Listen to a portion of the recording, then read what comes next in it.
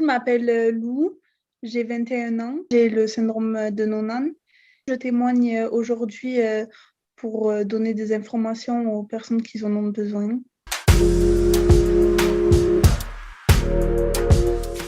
Tu travailles du coup en boutique? Non, dans une crèche. J'ai un CAP vente, mais quand je suis sortie de ça, j'ai fait un CAP petite enfance, du coup que je pouvais faire sur un an, mais bon, je l'ai raté.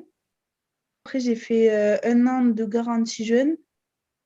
Et c'est eux qui m'ont aidé à trouver un travail, à me remettre un peu dans la vie professionnelle, parce que j'allais rentrer dans ça. Alors au début, je cherchais dans la vente, mais bon, je trouvais pas du tout, c'était dur. Il fallait ou avoir un niveau plus élevé pour que bon, je sois choisie parmi tous ceux qui demandent à travailler dans la vente. Et puis, il n'y avait pas beaucoup de place. Il faut vraiment partir ou à Paris. Et ça, bon, je voulais pas, surtout pour être vendeuse, j'allais pas partir à Paris. Et du coup, et puis le coronavirus, ça a rien arrangé en fait pour chercher du travail. Et puis après, j'ai trouvé cette annonce pour une crèche. Alors, c'est pour du nettoyage, quoi, agent d'entretien, mais aussi, je, je fais animatrice en gros. Je suis à des petits moments avec les enfants. Ah ouais, c'est super. Et Ouais. c'est quelque chose qui te plaît? Oui, ben là, du coup, je me suis réinscrite au CAP et je le passe à la fin de l'année, enfin en juin. C'est un super projet.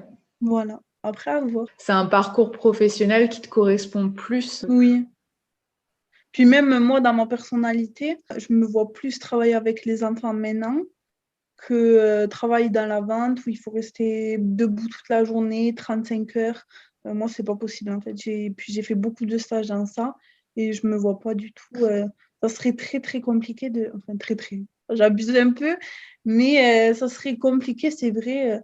Puis il faut le tenir à ce métier dans l'âge. Déjà, ça me fatigue là alors que j'ai que 20 ans. Alors, j'imagine pas dans 10 ans, 25, impossible. Après, je me fatigue beaucoup, donc ça aussi, ça arrange rien.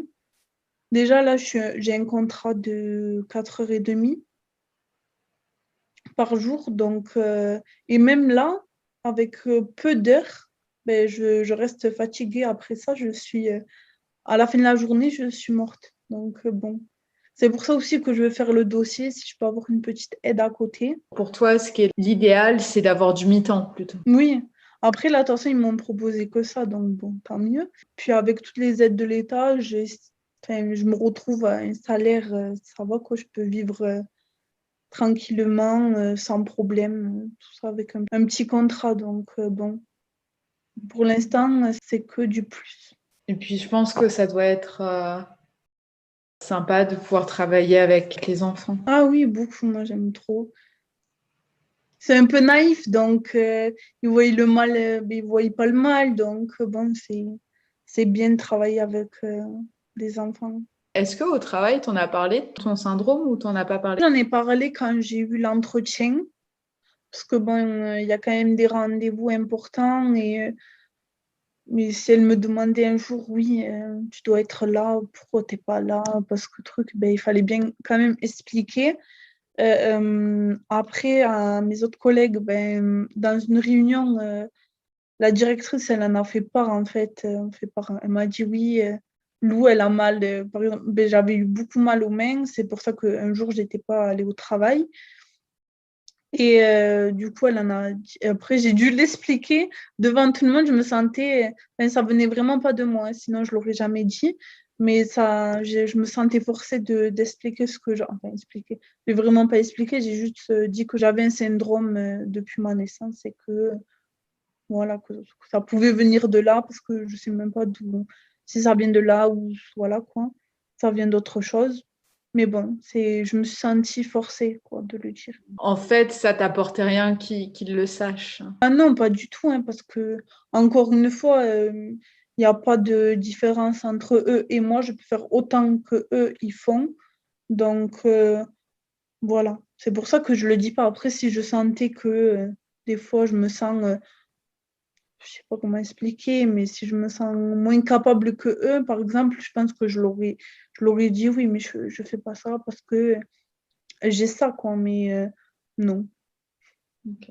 Et puis même, je pense, si je pouvais, si je me sentais pas trop capable de le faire, je me donnerais à fond pour y arriver, pour qu'ils voient aucune différence ou quoi. Ils t'en ont reparlé, eux, après? Non, pas du tout, parce que vraiment, je suis allée très vite sur le sujet. Je me suis pas étendue, j'ai juste dit que j'ai ça en fait depuis la naissance et c'est tout. Et vraiment, je l'ai dit à voix basse, j'espère que personne n'a entendu. Et voilà. Après, je suis pas là comme il y en a qui peuvent pas être là parce que ils ont mal au dos, par exemple. Enfin, on est dans un métier quand même où on bouge beaucoup, où on porte, où on fait. Enfin, voilà quoi. Il y a beaucoup de choses à faire, donc il n'y a pas que moi aussi qui est pas là parce que j'ai des douleurs. Donc bon, ça aussi, ça y fait.